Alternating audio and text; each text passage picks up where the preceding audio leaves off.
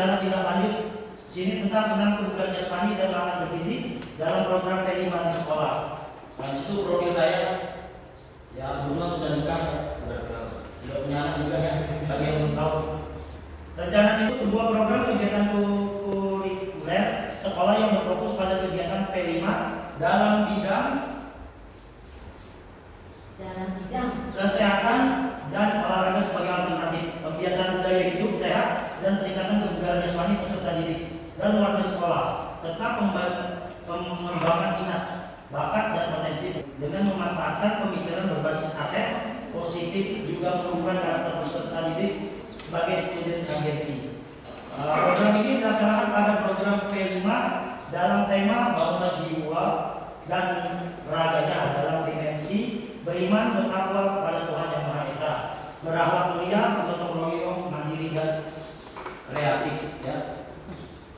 Terus latar belakang yang saya ambil ini yaitu tentang menjaga kebugaran jasmani. Jadi saya ambil ini latar belakang itu menjaga kebugaran jasmani agar jasmani kita sehat, kuat dan tahan banting juga bisa ya. Jadi agar apapun yang kita lakukan maka bisa kita laksanakan dengan baik di mana kalau badan kita sehat. Ya. Tantangan gaya hidup modern. Jadi tantangan gaya hidup modern ini penting di latar belakang dikarenakan banyak orang-orang sekarang tidak sehat di waktu umurnya masih produktif. Ya. Tantangan.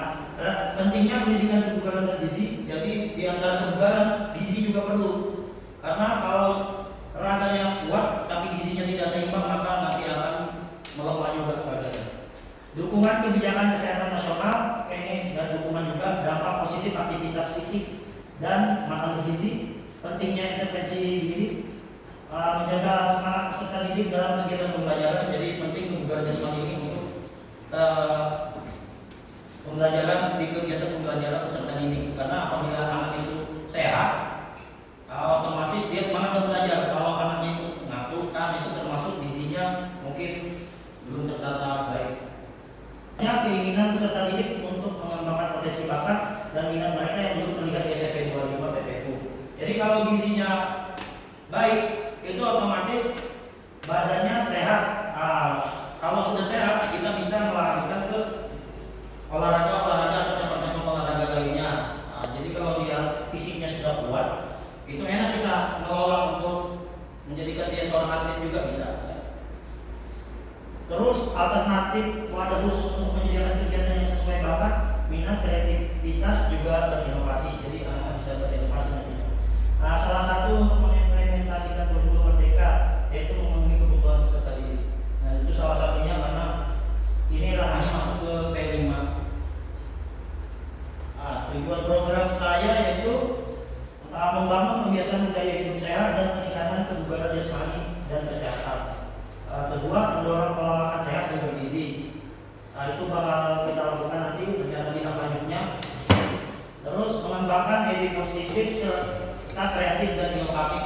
Di sini nanti ada selanjutnya tujuan programnya itu tadi itu kebugaran jasmani. Di situ mungkin nanti ada senam kreasi. Jadi di situ terdapat kreatif dan inovatifnya. Keempat, menciptakan lingkungan sekolah dan komunitas yang sehat. Mendukung program kesehatan nasional termasuk yang di olahraga. Oke, untuk selanjutnya capaian, manfaat dan hasil yang diharapkan. Mendukung pembelajaran yang berpusat pada peserta didik yaitu ada 3 capaian, langkah-langkah serta hasil yang diharapkan. Di capaian itu peserta didik terlihat lebih aktif dan lebih banyak terlibat dalam kegiatan, sehingga program senam kebugaran jasmani dan makan sehat dapat menunjukkan peningkatan khususnya kreatifan juga inovasi peserta didik lebih berkembang dan berkelanjutan. Di langkah-langkah yaitu ada berdiskusi. Di sini langkah-langkahnya di P5 mungkin sebagian sudah kita lakukan di sekolah ini, yaitu berdiskusi dulu kepada peserta didik, berkoordinasi dan berkolaborasi dengan seluruh warga sekolah dalam komunitas belajar serta mensosialisasikan langsung secara lisan maupun tulisan. Selanjutnya menyusun dan membentuk rencana pelaksanaan program berdasarkan suara, pilihan dan kepemilikan dari peserta didik. Jadi peserta didik nanti begini ya Bapak Ibu ya. Jadi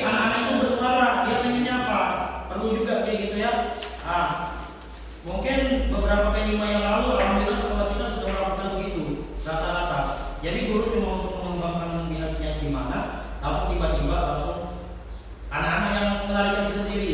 Walaupun biasanya kita di sekolah kita bikin apa ya, memantik untuk melarikan dia ke kebugaran jasmani. Kayak kemarin itu saya lihat ada guru bahasa Indonesia Pak Dian ya, dia pancing si anak itu supaya lari ke bullying itu ke poster. Itu termasuk di langkah-langkah itu ya, atau metode bisa juga. Oke, lanjutnya melakukan pengamatan dan perbaikan langsung dan memastikan kegiatan berjalan dengan baik dan berkelanjutan. Jadi tidak terhenti langkah-langkah ini berkelanjutan ya. Hasil yang diharapkan, harapan saya pada program ini yaitu terus berjalan dan berkembang serta berkelanjutan dan menyenangkan. Jadi percuma kalau kegiatan ini tidak menyenangkan. Jadi usahakan kegiatan ini juga menyenangkan, berkelanjutan dan menyenangkan. Kedua, kreativitas yang mereka kembangkan mampu menumbuhkan karakter kepemimpinan peserta didik, yaitu student agency sesuai dengan profil pelajar Pancasila. Terakhir, selanjutnya kegiatan ini juga diharapkan menjangkau hal positif yang lebih luas lagi sehingga semakin berkembang. Ya seperti membuat senam kreasi, nah itu harus berkembang lagi. Misalnya pertama anak bisa 4 menit melakukan kreasinya, ya kalau bisa nambah lagi 6 menit, 7 menit. Tapi ingat kembali ke poin nomor 1 yaitu harus menyenangkan. Jangan anak itu tertekan, jadi harus menyenangkan. Oke, struktur program dan kemitraan. Di situ ada 4, yaitu pembina, penanggung jawab, mitra, serta kegiatan. Pembina yaitu selalu kita pakai kepala sekolah, ya. Penanggung jawab itu yaitu peserta PKK PJOK termasuk saya, ya. Karena di sini penanggung jawab karena P5 ini saya buat RTL-nya. Terus peserta PKK PJOK, tim koordinasi pelaksanaan program P5 di sekolah. Nah itu kan ada pastinya ya kalau di sekolah itu ya. Ada pastinya ya setiap modulnya nanti. Jadi lanjut lagi mitra itu hubungan yaitu seluruh warga sekolah dengan komunitas belajar SMP Negeri 25 Penajam Pasir Utara. Ya alhamdulillah sekolah kita sudah ada komunitas belajarnya ya, masuk di spanduk kita jelas ya, nampak dan indah ya kan. Terus di kegiatan, yaitu kegiatan yang bakal saya lakukan yaitu atau senam kebugaran jasmani serta kesehatan yaitu makanan bergizi. Ini maksudnya yang P5 kami disuruh itu RTL ini yang P5 untuk mengarah ke PJOK. Jadi saya ambil bangunan jiwa raganya. Di sini ada masuk kebugarannya ada, kesehatannya pun ada. Terus pernyataan tentang kapasitas aset positif yang dimiliki kelas atau sekolah, yaitu jadi sekolah itu punya 7 aset seharusnya. Jadi yang kami pelajari itu ada 7 aset. Macam-macam, ada aset politik, aset keagamaan ada, aset manusia. Ini di sini saya masukkan kapasitas berupa aset dan sumber daya yang dimiliki sekolah akan dioptimalkan untuk menjamin kelancaran pelaksanaan program. Jadi asetnya nanti kita selidiki apa aja yang di sekolah kita punya. Terus hal ini mencakup modal aset manusia ya kan. Manusia itu yaitu seperti kepala sekolah, guru, staf, serta didik, orang tua pun bisa. Itu aset manusia. Nah, aset dana juga ada. Aset dana itu dari Bosnas dan Bosda, dua itu ya. Jadi aset keuangan itu ada.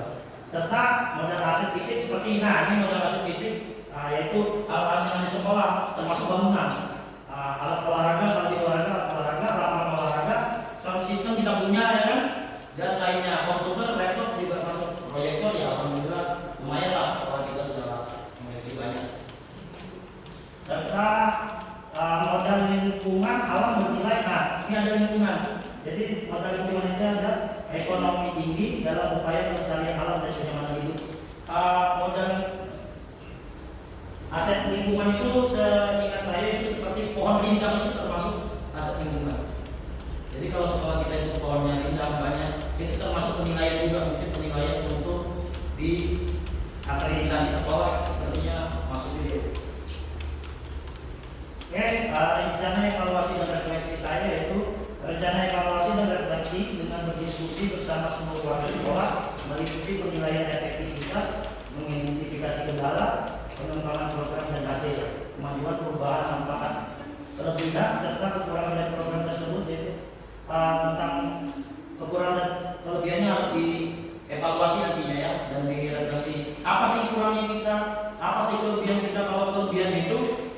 usahakan kalau ada yang kekurangan ya pelan-pelan kita perbaiki. Karena setiap apapun yang kita lakukan itu pasti ada kekurangannya ya. Tidak ada yang sempurna. Jadi kita sebisa mungkin meminimalisir kesalahan yang ada. Oke, membuat kuesioner dan survei sebagai bahan redaksi untuk perbaikan. Jadi harus ada kuesioner sama survei juga perbaikannya itu. Observasi langsung, wawancara mendalam, tes kesehatan dan kebugaran. Kalau ini kebugaran jasmani, ya perlu juga kita tes. Nah, anak-anak kita sekarang itu kenapa kebugarannya kurang? Karena satu, mereka keseringan tidurnya malam. Bahkan ada yang saya tanyakan sampai jam 2 malam. Nah, sedangkan dia bangunnya jam berapa? Makanya tidak efektif di jam olahraga sekarang, anak-anak tidak terlalu bisa kita tekankan untuk lari. Ambil kebugaran misalnya lari 20 putaran. Itu sekarang anak-anak tidak bisa seperti kita zaman dulu. Kalau zaman kita dulu itu dia 30 putaran siap. Kalau sekarang karena pola tidurnya yang sangat berbeda sama kita dulu. Kita mungkin dulu paling jam 10, jam 11 itu ajaib sudah anak zaman dulu. Karena ada TV, juga habis ngaji kalau yang lainnya juga habis belajar ngaji paling pulang. TV pun paling jam 10 sudah tidak ramai lagi sudah zaman dulu. Jadi itu ya. Terus menetapkan indikator keberhasilan bisa meningkatkan kebugaran, perubahan pola makan, partisipasi aktif dan meningkatkan pengetahuan dan sikap. Peningkatan kebugaran seperti nanti dites misalnya sebulan sekali bisa. Perubahan pola makan, nah jadi pola makannya diubah. Misalnya pola makannya sehari 3 kali, sehari berapa kali misalnya diubah. Jamnya harus tepat gitu aja. Nah bagi yang punya mah lebih baiknya pola makan itu sedikit tapi sering. Jadi itu bahasanya. Jangan sekali makan langsung 3 piring. Nah bagus juga karena lambung tidak bisa tersambung. Jadi makan itu misalnya 1/4 piring cukup. Nanti misalnya selanjutnya lagi jam berapa 3 jam berikutnya munyah lagi tidak apa-apa. Tapi itu berkelanjutan. Jangan sekali makan, makan langsung 2 piring misalnya. Nah, selanjutnya nanti apa? Ya, jadi pola makan itu penting. Terus partisipasi aktif dan peningkatan pengetahuan dan sikap.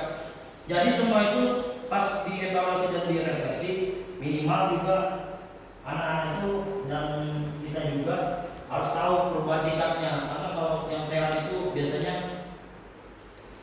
sikapnya yang lumayan bagus juga yang orang sehat. Kalau tidak sehat itu kan contoh sakit gigi nih, sebentar marah itu, emosi tidak terjaga karena badan tidak bisa kontrol, badan kurang enak, jadi emosi ngamuk. Oke, kemungkinan tantangan ini mungkin slide yang ke-9 juga satu lagi. Nah, kemungkinan tantangan dan solusinya yaitu guru dihadapkan pada tantangan untuk menghasilkan dan pengembangan kegiatan yang kreatif dan inovatif agar tidak terkesan monoton dan perlu diadakan variasi dalam inti kegiatannya. Jadi jangan menonton kegiatan itu aja terus. Kelima, kebugaran jasmani misalnya. Bangunan jiwa raganya ya senam, monoton jadinya. Terus tingkat partisipasi yang rendah peserta didik. Nah ini perlu juga nih tantangan juga nih. Tahu-tahu P5 aja, libur aja lah, P5 aja. Nah ini penting. Nah, terus kurangnya dukungan dari orang tua. Karena orang tuanya nggak P5 aja nak, cari duit aja terus sambil seperti sekolah kita. Sini sebagian ya, tapi sebagian tidak semua. Nah itu penting kita perhatikan juga. Keterbatasan fasilitas dan sumber daya. Ya walaupun kita sekolah kecil, tapi kita selalu mengusahakan. Saya apresiasi guru-guru di sini karena walaupun sekolah kita kecil, tapi kalau P5 guru-gurunya bisa menghandle anak-anak gitu untuk mengelola supaya dapat ada bahan. Itu sangat luar biasa tepuk tangan. Oke, waktu dan jadwal yang terbatas. Nah ini tadi yang ada yang sistem blok, ada yang sistem setiap hari Jumat itu ada yang semua sekolah itu. Terus tantangan dalam mengubah kebiasaan makan. Bisa juga itu kebiasaan makan atau makanannya ya. Biasanya tantangan dalam mengubah kebiasaan makan ini ada. Seperti saya mungkin. Kalau makan pagi itu jujur nggak bisa. Karena kalau saya makan pagi otomatis saya perut, nah otomatis telat. Itu. Jadi saya biasakan tidak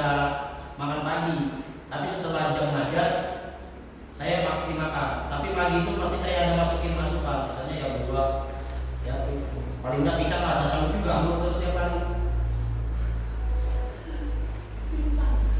Pisang lah paling nggak ya.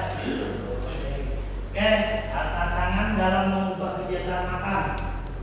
Jadi setelah itu kurangnya pengawasan dan konsistensi. Nah ini tantangan juga untuk kita ya. Pokoknya kalau anak-anak kita kurangi pengawasan, tahu aja kan aneh-aneh dikerjakan anak-anak itu di dalam kelas. Kalau kurangi pengawasan dan konsistensi, terus resistensi terhadap perubahan. Lanjut, selanjutnya yaitu solusi dan pemecahan masalah. Nah ini yang terakhir dari slide saya. Berkolaborasi dengan seluruh warga sekolah dan komunitas belajar. Jadi warga sekolah itu bisa komite, guru, TU, tugas kebersihan, penjaga sekolah, orang tua siswa termasuk ya, warga sekolah. Mitra ya, masuk mitra dia. Berarti peserta didik ya kan? Karena warga sekolah itu yang ada di sekolah. Ibu kantin berarti masuk ya. Nah, karena beliau sedikit banyaknya pasti beliau memberikan informasi-informasi yang urgent kepada kita, tidak menutup kemungkinan. Oke, lanjut, sosialisasi yang menarik dan pelibatan peserta didik secara aktif. Nah, jadi cara sosialisasi ke anak itu harus juga menarik. Jangan, nah kamu hari ini bikin apa? Misalnya senam. Nah, senam itu senam kreativitas. Waktunya 5 menit, tidak kurang tidak lebih. Nah itu kan anak-anak apa ini? Dibuat apa? Dibuat gimana? Kan di dalam senam itu kan ada juga apa-apa? Ada 3. Pemanasan, inti, dan pendinginan. Selalu ada 3 itu kan. Nah kalau yang buat langsung aja gerakan cepat aja semua dari awal sampai akhir. Itu karena kurangnya sosialisasi kita, ya. Tapi nggak banyak kalau sampai 25 ini nggak ada jarang. Oke, melibatkan orang tua dengan mengkomunikasikan serta edukasi yang baik. Jadi seharusnya di P5 itu mungkin orang tua juga tahu edukasi bahwa ini loh hari ini P5. Contoh kayak biasanya sudah tahu P5 masih nanya gimana nih jamnya gimana itu termasuk itu. Mungkin orang tua harus diedukasi juga mungkin di sini juga biar dia tahu.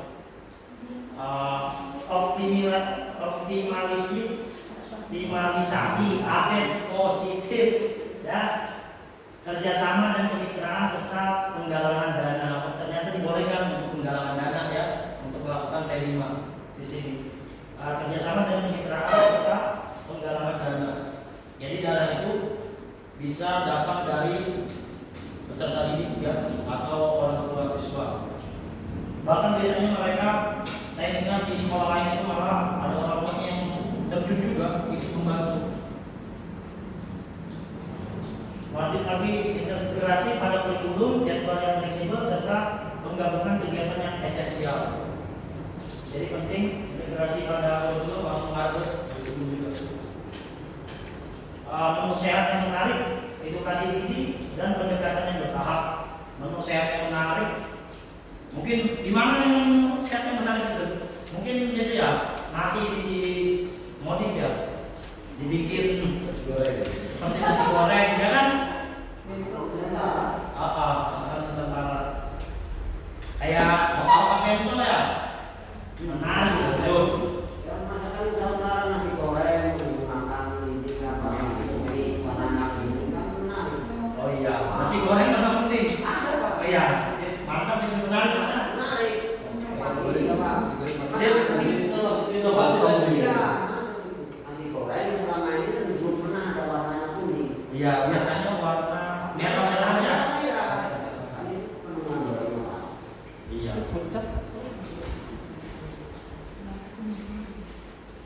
Jadi nasi goreng kuning boleh dibuat begitu. Terus sistem monitoring, evaluasi rutin dan lapor berkala. Jadi dimonet. Jadi anak-anak itu dimonet juga. Kalau misalnya nanti berkelanjutan, misalnya setiap Jumat berapa kita kan, itu dimonet makanannya apa aja, harus ada sayurnya. Jangan juga nasi pakai mie sudah bebas. Dua double karbohidrat itu namanya. Jadi paling tidak ya walaupun kuning semua, yang mungkin ada sayur kuning, wortel, jingga ya. Minimal ada gizinya lah. Yang minimal ada gizinya udah. Betul Pak Iman. Jangan nasi sama mie. Mantap. Dibuat itu. Ada itu foto Jokowi masih. Lalu pendekatan komunikatif, inklusif dan bertahap tapi pasti. Jadi semua yang kita kerjakan ini jangan terlalu terburu-buru juga. Jadi kita bertahap aja, santai. Yang penting masuk gitu loh ke hati anak-anak itu. Itu yang sangat penting ya. Oke, mungkin sekian dari saya. Terima kasih. Wassalamualaikum warahmatullahi wabarakatuh. Mungkin ada beberapa pendapat, saran yang saya perlu masukkan nanti di antara yang punya saya ini. Saya persilakan kepada Bapak Ibu Guru. Terima kasih. Assalamualaikum. Izin untuk break. Ya siap Pak Dia. Mengenai bagian makanan sehat atau apa ya? Iya. Makanan sehat. Ya. Ini Makanan bergizi. makanan bergizi. Difokuskan ke menu makanannya atau pola makannya? Kita fokuskan kemana ini? Mungkin kita larikan ke makanannya, tapi juga lebih bagusnya dua-duanya sih, ke pola makannya juga perlu. Dua-dua ya. Kalau boleh saran, kalau untuk yang pola makan mungkin bisa dibuat semacam checklist. Kalau pola makan kan kita di sini hanya pagi, siang, yang malamnya kita nggak tahu makan jam berapa gitu kan. Iya benar. Mungkin bisa dibuatkan checklist dengan tanda tangan. Kan nanti kan pasti komunikasi dengan orang tua. Iya. Nah, maksudnya nanti biar di rumah mereka itu makan jam berapa ditandatangani oleh orang tua. Oh iya. Kalau saran saya untuk yang pola makannya seperti itu. Siap. Ditampung Pak Dian. Oke, terima kasih banyak ya. Pak Dian tadi bilang kita buat checklistan anak-anak makan di rumah. Ya. Kalau untuk di sekolah sudah masih bisa kita ngawasin ya. Soalnya kita bisa belajar Masalah masalah pagi pagi dan dan bisa jalan sarapan. Ya, benar. Sebelum masuk kelas. Ya. Kemudian siang mungkin setelah ibadah atau mungkin sholat zuhur gitu kan. Oke. Dan yang malam yang kita kontrol. Iya, malam masih kita WA satu di rumah. Ya, masih kita WA satu. Ya. Oke, bagus. Insya Allah pasti saya masukkan saran kalian. Terus ada lagi Pak Iman. Mungkin dari kami Pak hanya menambahkan tadi kami mendengarkan dari mulai latar belakang sampai penutupan tujuan antara siswa dengan guru, ya, saling kegiatannya kreatif dan inovatif semua. Hanya untuk saran kepada Pak Opi, pandangan kami. Oke. Semoga antara Pak Opik dengan kami satu pandangan. Amin. Hanya di situ mengenai struktur daripada program dan kemitraan. Kemitraan teman. Ya. Di situ ada pembina kepala sekolah betul. Tanggung jawab memang program sampean PKP terbuka di koordinasi pelaksana program pembina di sekolah. Ya. Untuk kegiatannya ya sesuai dengan kreatif kegiatan belajar tadi, yaitu senam, mengikuti kesehatan, makan dan makanan bergizi. Di situ kami meneliti kesempatan melihat dan membaca kepengetahuan kami Pak, namanya komunitas belajar negeri SMP Berlina. Itu di mitranya. Iya. Kita bukan membahas mitranya di komunitas belajar SMP Negeri 25. Nah, kalau kita membahas daripada komunitas, ya, karena komunitas belajar SMP di sini ada termasuk Sambrang, kepala sekolah, aku, rektor, kan itu serta kipas angin. Itu kan komunitas, ya. Nah, sekarang seluruh warga sekolah berarti seluruh yang ada di sekolah kan gitu. Ya. Nah, misalkan hanya kami sarankan itu yang dua masih tetap terpakai. Seandainya yang seluruh warga sekolah ya diganti dengan adanya Wiyata Mandala. Oh, ditambah kan? Artinya Wiyata Mandala adalah lingkungan yang berpendidikan termasuk siswa karena masalah orang tua ditinggalkan masuk Wiyata Mandala itu. Mandalanya di situ. Ya kan? Nah, kalau seluruh warga sekolah berarti ini aja orang tua tidak terlibatkan. Sedangkan terjadinya anak-anak dan lain sebagainya orang tua kan juga bagusnya di atas lagi ditambah Wiyata Mandala. Adi Wiyata Mandala. Ya, itu menurut kami. Seandainya itu yang warga sekolah masih tetap dipakai. Iya. Itu Orang tua betul-betul. orang tua ya orang tua itu Orang tua atau wali siswa. Wiyata Mandala kan tidak perlu semuanya. Ya, semuanya. Lingkungan sekolah yang berpendidikan. Kalau enggak ada Wiyata Mandala nggak mungkin sampai 25 ada. Artinya itu juga ada Wiyata Mandala. Ya, karena kita memiliki daripada komunitas sekolah komunitas dan ada di sini aja dan mereka ini masukan kami. Oke, terima kasih banyak Pak Iman atas sarannya. Bisa kami koreksi juga nanti kami masukkan. Sekian, mungkin semuanya sudah cukup ya. Ya, Terima kasih banyak.